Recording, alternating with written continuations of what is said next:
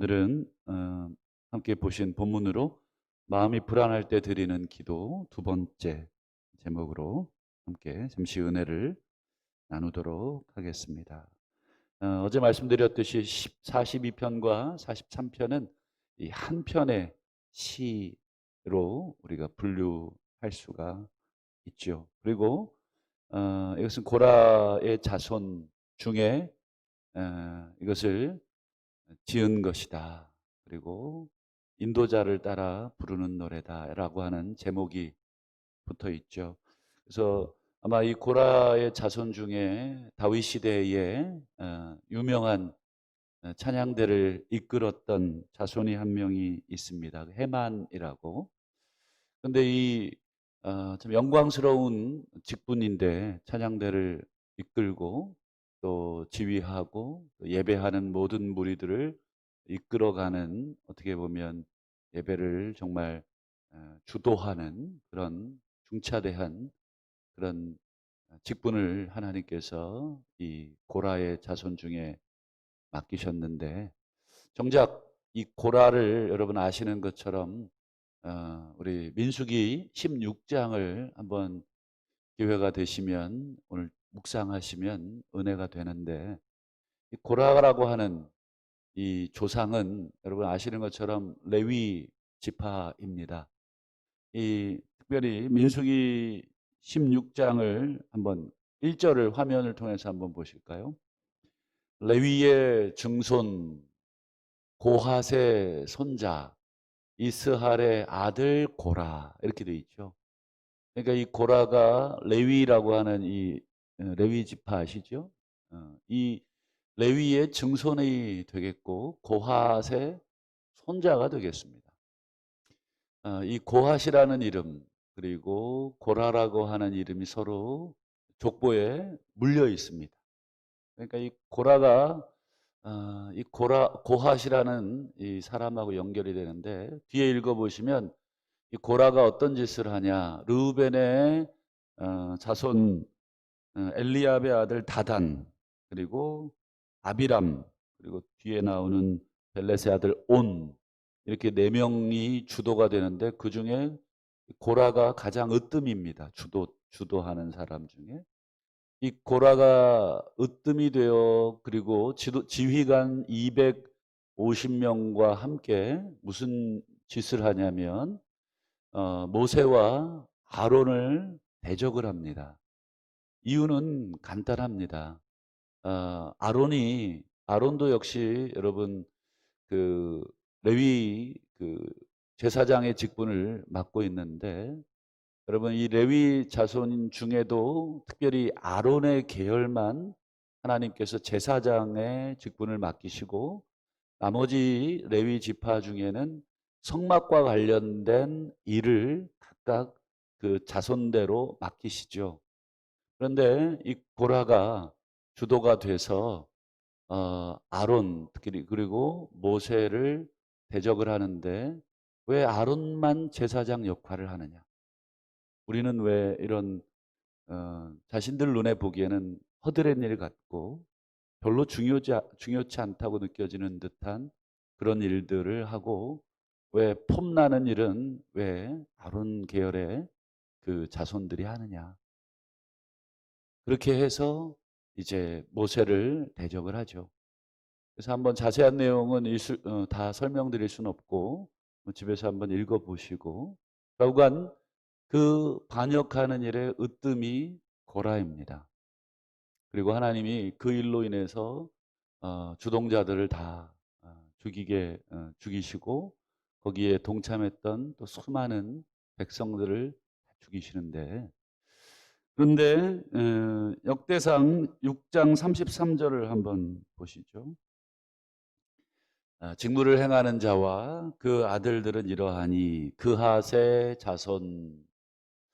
그핫이 이제 이게 고핫입니다. 아까 고핫이 누구냐면 여러분 레위 계통의 아들이고 고라의 할아버지 뻘이 되는 사람이, 여기는 그핫이라고 번역이 되어 있지만 고핫입니다. 그러니까 여러분 이 고핫의 그 끝에 보시죠. 그 핫의 자손 중에 누가 나옵니까? 해마는 찬송하는 자라. 이게 이제 다윗이 세운 이 해만이라는 사람이 찬양 대장 중 한 명인데 누구의 자손으로 기록이 됩니까? 그핫, 고핫의 자손으로. 그러니까 고핫의 자손은 고라가 그 안에 있고 고라는 민수기 16장에 엄청난 반역을 일으킨 주도자인데도 그 후손 중에 이렇게 찬양대를 이끄는 귀한 일을 또 하나님께서 세우신 것을 봅니다. 아마 조상 고라와 같지 아니한 자손이겠죠. 그래서 하나님이 그 아비의 죄를 자손에게 묻지 않는 참 은혜라고 생각을 합니다. 어떻게 보면 우리들도 다 그렇다 생각을 해요. 조상들의 어떤 죄와 잘못을 자식들에게까지 하나님이 연좌제처럼 물으신다면 뭐 우리 중에 하나님을 온전히 섬길 수 있는 사람이 아무도 없죠. 그런 면에서 하나님은 은혜로우시고 자비로우시고 그래서 조상의 죄를 또 자손에게까지 대대로 묻지 아니하시는 그런 은혜를 주시는 것을 보게 되죠. 좌우간 오늘 시는 그 반역을 일으킨 고라의 자손 중 아마 해만인지는 모르겠습니다만 그 이후에 자손 중에 지은 시를 우리가 보고 있습니다. 지난 이제 1절과 5절에 이어서 6절에도 보면 시인이 계속해서 어떤 상태에 있느냐. 우리 6절을 보시죠. 내 하나님, 내 영혼이 내 속에서 낙심이 됩니다. 낙심이 됩니다. 이 찬양대 대장은 낙심할 일 없을 것 같고 늘 찬양만 부르고 힘있게 앞에서 인도하기에 뭐 이런 낙심을 할까 싶은데 역시 여러분 사람은 사람인 것이죠. 그런 면에서 이 낙심하고 있는 자기 자신을 보고 뒤에 보시면 내가 요단 땅과 헤르몬과 미사일산에서 주를 기억합니다. 요단 땅과 헤르몬과 미사일 땅이 어디냐면 이걸 이렇게 번역을 하면 제일 좋습니다. 요단 땅, 곧 헤르몬 산과 곧 미사일 산에서 여기가 전부 다 이제 같은 지역입니다. 그럼 이스라엘 지도를 기억하시면 갈릴리 바다가 있죠. 그 갈릴리 바다 위쪽이 요단 북쪽 땅입니다. 거기가 헤르몬산하고 맞대어 있습니다. 지금으로 얘기하면 이제 레바논 이번에 큰 폭발이 있었던 레바논하고 이스라엘의 국경을 이루는 산이 이 헤르몬 산이고 또 그 근처에 있는 산이 미사일 산이라고 하는 것인데 뭐 우리로 표현하면 이렇게 되겠죠. 뭐 전주 땅과 모악산과 곧 모악산 옆에 또 산이 뭐가 있나요? 제가 뭐 잘 몰라서 내장산이 옆에 있나요? 좀 멀죠, 거기는. 뭐 어쨌든 그 모악산 또 산줄기에 또 산이 있겠죠.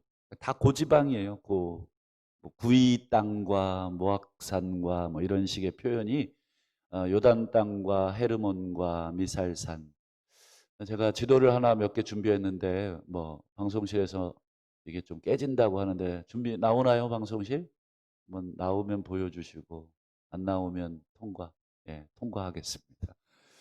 이게 좀 보여주면 참 좋은데 이 헐몬산은 여러분 거의 1년 내내 눈이 녹지 않는 이 만년설이 이렇게 쌓여 있습니다. 멋집니다. 요단강 그 갈릴리 바다에서 이렇게 날씨 좋은 날 보면 아주 그냥 청명하게 하얀 이 산 봉우리가 이렇게 쫙 펼쳐지고요. 그래서 눈이 녹으면 그 물이 쫙 따라서 그 요단 상류 있죠. 그래서 요단강까지 흐르는데 아마 가보신 분은 아시겠습니다만 이스라엘 땅인가 싶을 정도로 요단 상류 지역은 이 폭포도 떨어집니다. 폭포도 떨어지고 물이 엄청나게 많습니다. 시원한 물이 팍 내려오고 좌우에 막 울창한 산림이 가득합니다. 뭐 중부와 남부는 막 사막지대 아닙니까? 그런데 북쪽은 엄청난 폭포 소리와 물소리가 있는 그런 지역입니다. 바로 시인이 지금 요단 땅 헤르몬 미사일산에서 주를 기억한다. 이 지역들과 시인이 어떤 관계가 있었는지 본문이 알려주지 않아서 정확히 모르겠습니다만, 한 가지 우리가 추측할 수 있었던 것은 시인이 이곳을 알고 있다는 것과 또 이곳에서 하나님을 만났던 경험이 있었던 것 같습니다. 본인의 뭐 고향이었는지 아니면 어떤 추억이 있었는지는 모르겠습니다만, 그곳에서 그곳을 기억한다는 것은 하나님과의 좋은 기억이 있었고 은혜를 경험했던 기억이 그 장소에 있었던 것 같습니다. 시인은 낙심 중에 있지만 과거 자신을 만나 주셨더니 은혜의 장소를 기억하고 하나님 앞에 나아가고 있는데, 그러나 하나님은 여전히 시인에게 응답하지 않는 듯한 그런 모습.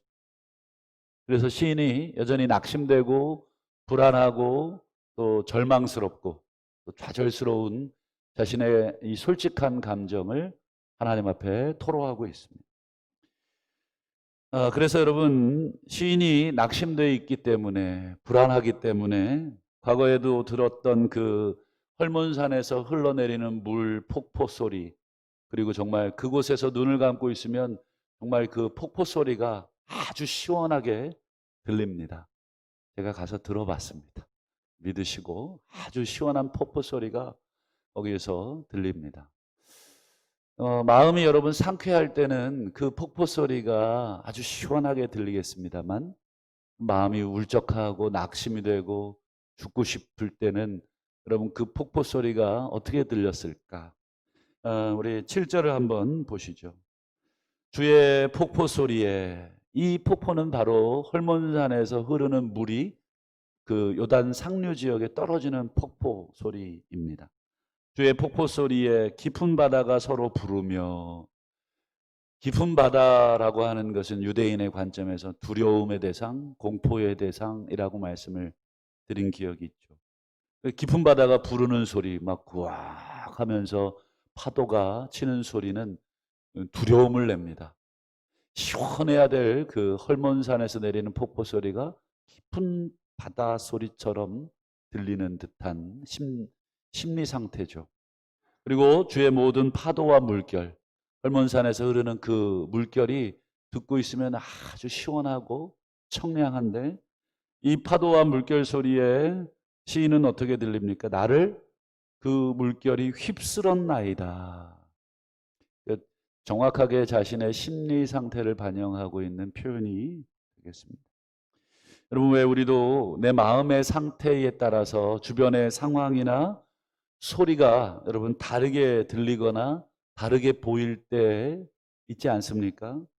평소에 뭐 잘 웃고 다니는 집사님이 참 평소에는 그렇게 좋아 보이는데, 참 어떻게 저렇게 잘 웃나, 참 나를 봐도 잘 웃어주시고, 그런데 내 마음이 불편하고 내 마음이 좋지 않을 때는 그 집사님의 웃음소리가 그렇게 꼴보기가 싫어요. 저 사람은 저렇게 철도 없이 맨날 웃고 다니나. 더 심할 때는 저 웃음소리가 나를 쳐다보고 늘 웃어줬는데 그 웃음소리가 나를 비웃는 듯한 그렇게 느껴질 때도 있죠. 그거는 그 집사님의 문제가 아니라 사실은 내 문제죠. 그런 면에서 시인도 평소에 듣던 그 폭포 소리와 물소리인데 깊은 바다의 그 소리와 같고 나를 삼키는 듯한 그런 소리처럼 느끼고 있습니다. 그것은 다 시인의 마음 상태를 반영해 주고 있습니다. 그것은 바로 말씀드린 것처럼 시인의 내적인 불안.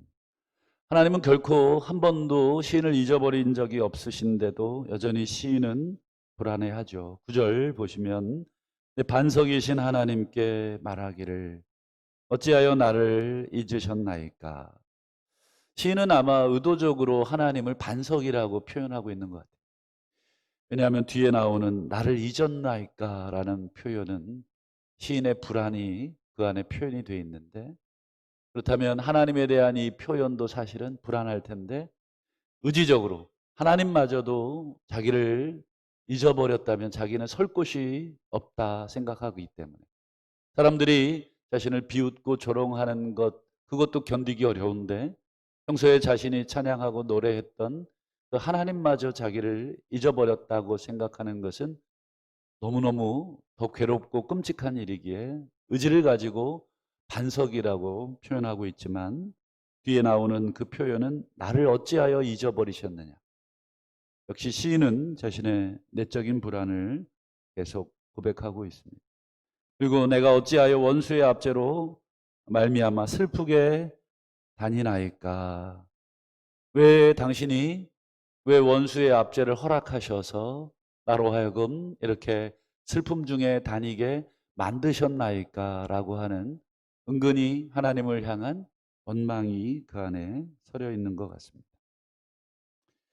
그래서 여러분 시인은 심적 상태가 건강하지 않기에 대적들의 비방, 대적들의 그런 말들에 지금 어떻게 되고 있습니까? 건강하게 반응하지 못하고 있습니다. 그냥 그런가 보다 하고 이쪽으로 듣고 이쪽으로 흘려야 되는데 이쪽으로 듣고 그것이 가슴속으로 그냥 내려가니 그 마음이 견딜 수가 없고 그리고 하나님을 향해 계속된 불안을 표현합니다. 시인이 내적으로 건강하지 않기에 대적들의 말 한마디 한마디가 칼로 자기의 뼈를 찌르는 듯한 그런 고통을 느끼고 있습니다. 10절을 보시면 내 뼈를 찌르는 칼같이 뼈를 찌르는 칼처럼 내 대적이 나를 비방합니다. 이 말로 대적이 하는 말이 전부 다 우리 비수와 같다고 하죠. 그 뼈에 박히는 그 칼과 같이 너무너무 고통스럽고 대적들이 무엇이라고 비방하는지 우리 지난 우리 앞에도 우리 살펴봤듯이 3절 보면 내 하나님이 어디 있느냐 내 하나님이 어디 있느냐 3절에도 그 고백을 했는데 10절에도 여전히 시인은 대적들의 말에 갇혀있는 대적들이 한 말을 3절에도 고백하고 10절에도 또 고백하고 여전히 그 말에 갇혀있고 그 말에서 빠져나오지 못하고 있는 시인의 모습을 보게 됩니다. 그리고 마지막으로 다시 한번 시인은 또 용기를 내서 우리 11절, 우리 지난 5절과 똑같은 고백을 또 하죠. 내 영혼아 어찌하여 낙심하느냐 어찌하여 불안해하느냐 너는 하나님께 소망을 둬라. 나는 그가 나타나 도우심으로 말미암아 내 하나님을 여전히 찬송하리로다. 말씀을 맺겠습니다. 열길 물속은 알아도 한길 사람 속은 알 길이 없는 것 같습니다. 심지어 나 자신조차도 내 마음속을 예측하기 힘들 때가 있죠. 작은 것 하나에도 흔들리고 또 작은 말 한마디에도 영락없이 낙심하고 괴로워하고 분노하고 흔들릴 수밖에 없는 연약한 존재가 바로 나 자신일 때가 있습니다. 불안하고 걱정될 때 우리에게 주신 가장 강력한 무기 어제도 말씀드린 것처럼 빌립보서 4장에 아무것도 염려하지 말고 오직 기도와 간구로 너희 구할 것을 감사함으로 이것이 사도 바울이 빌립보 성도뿐 아니라 오고 오는 모든 성도들에게 내린 불안의 시대, 걱정의 시대, 염려의 시대, 두려움의 시대, 낙심의 시대를 살고 있는 이 세대에게 내리는 처방전입니다. 아무것도 염려하지 말고 기도와 간구로 감사함으로 하나님 앞에 나아가라. 하나님은 여전히 우리를 붙들고 계십니다. 우리가 불안할 때에도 걱정할 때에도 그러니 우리 하나님을 다시 한번 신뢰하시고 오늘 하루도 하나님께 우리의 소망을 두시고 다시 한번 찬양으로 기도로 승리하시는 복된 하루 되시기를 주의 이름으로 축원합니다. 기도하겠습니다. 주신 말씀 붙들고 다시 한번 우리 안에 있는 불안의 요소들을 다시 한번 하나님께 아뢰는 시간이 됐으면 좋겠고 또 우리 가정을 위해서 자녀들을 위해서 또 주변에 믿지 않는 일가 친척들을 위해서 기도하시고 교회를 위해서 또 기도하시기를 바랍니다. 특별히 일꾼 선출이 있는데 사탄이 시험하지 않게 하시고 하나님 또 교회를 위해서 수고할 우리 봉사자들을 또 뽑는데 사실 우리가 직분과 상관없이 모든 사람들이 주의 부르심을 받은 일꾼들임을 우리가 다시 한번 기억하고 이 일이 혹시 우리 누군가에게 시험에 들지 않게 해달라고 또 나 자신 역시도 이 일로 인해서 시험에 들지 않도록 단단히 기도로 또 이 일꾼 우리 공동의회를 위해서 기도하시기를 바라고 오늘 가지고 올라오신 개인의 기도의 제목으로 시간이 되실 때까지 자유롭게 기도하시다가 돌아가시기를 바랍니다. 주여 한번 부르시고 기도하겠습니다. 주여